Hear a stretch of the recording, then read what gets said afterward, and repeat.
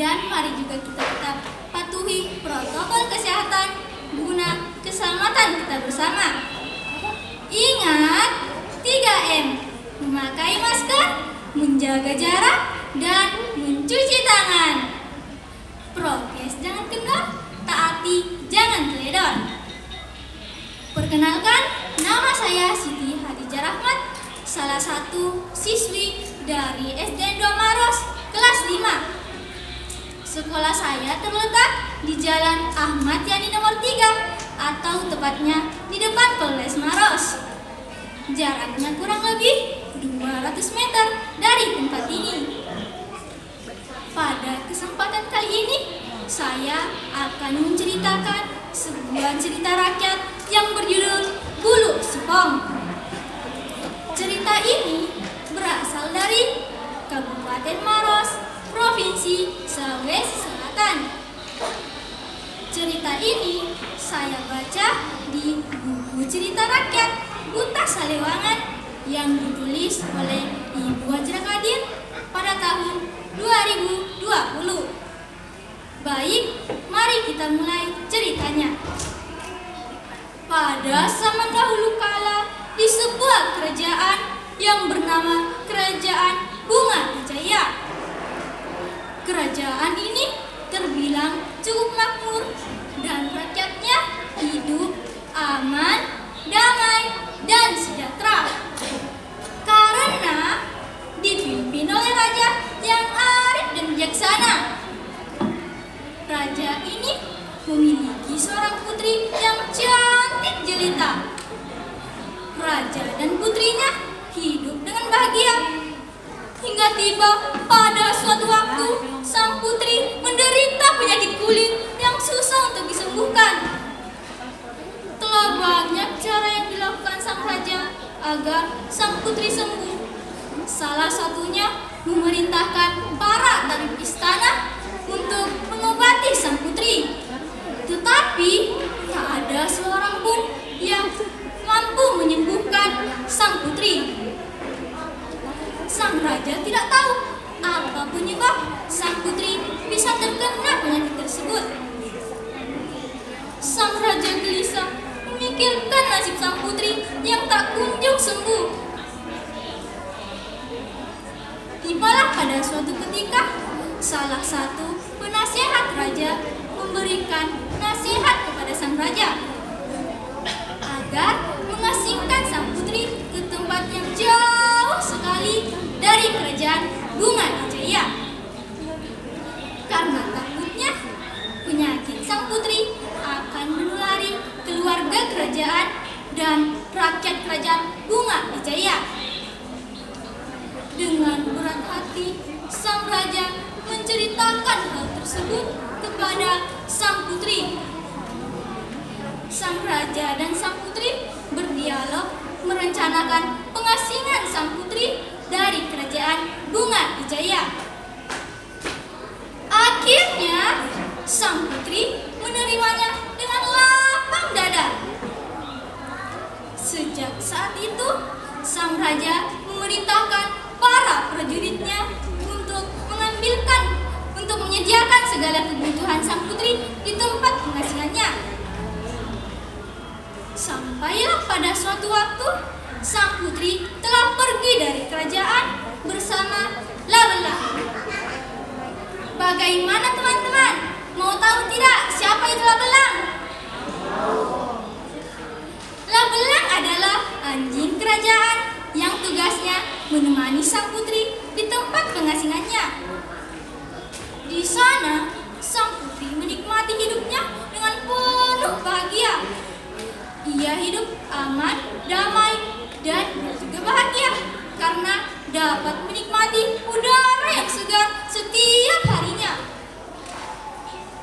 Oh ya teman-teman, kegiatan sehari-hari sang putri di sana hanya menenun kain saja loh.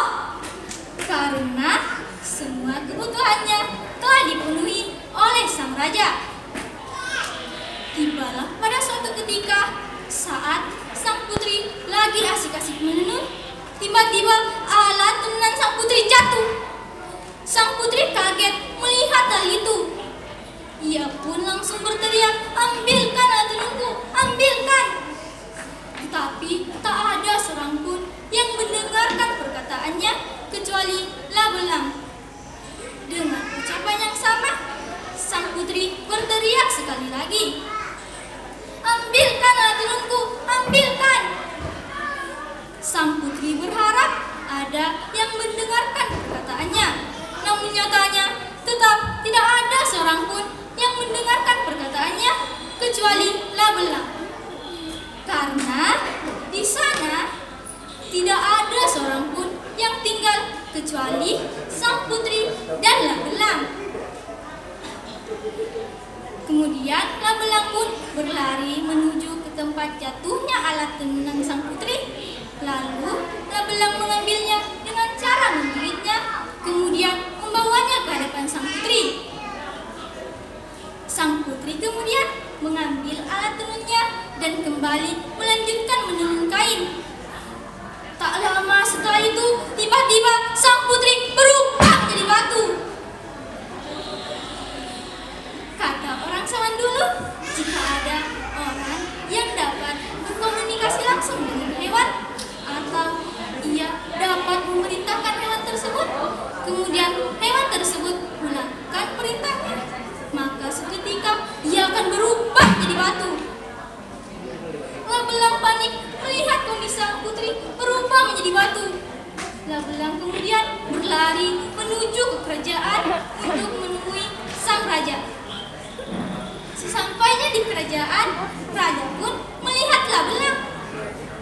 Raja memiliki firasat buruk karena ia melihat Labelang tanpa sang putri. Raja pun beserta para prajuritnya mengikuti arah Labelang ke tempat pengasingan sang putri. Sesampainya di tempat pengasingan sang putri, raja menangis karena melihat sang putri telah berubah menjadi batu. Sebagai rasa duka yang mendalam, raja memerintahkan para prajuritnya untuk mengambilkan kerbau hitam yang berada di istana. Para prajurit pun mengambilkan kerbau tersebut, lalu membawanya ke tempat itu untuk disembelih. Oh ya teman-teman, kerbau ini bukan sembarang kerbau. Kerbau ini sangat besar sekali dan kuat, tidak seperti kerbau-kerbau pada umumnya. Sengaja dipilih oleh sang raja untuk mengobati rasa duka yang mendalam atas kepergian sang putri. Tak lama setelah kerbau itu disembelih, tiba-tiba keanehan pun terjadi. Badan kerbau tadi tiba-tiba berdiri dan berlari kencang ke tempat yang bernama Taman Murah. Dan kepala kerbau tadi tetap berada di tempat yang bernama Bulu Sipong. Tak ada yang tahu sebabnya, tiba-tiba badan dan kepala kerbau tadi juga ikut membatu seperti sang putri. Konon katanya di tempat yang bernama Bulu Sipong terdapat gua, dan di dalam gua tersebut terdapat sebongkah batu yang mirip orang sedang menenun. Konon katanya sebongkah batu tersebut ialah anak dari sang raja Bunga Ejaya, yaitu sang putri. Pesan yang bisa kita ambil dari cerita ini, janganlah asal bicara, karena mungkin itu dapat membahayakan diri kita sendiri. Itulah tadi yang dapat saya ceritakan. Maafkan bila ada kata-kata yang kurang berkenan di hati. Salama kita pada salama. Wassalamualaikum warahmatullahi wabarakatuh. Waalaikumsalam warahmatullahi wabarakatuh.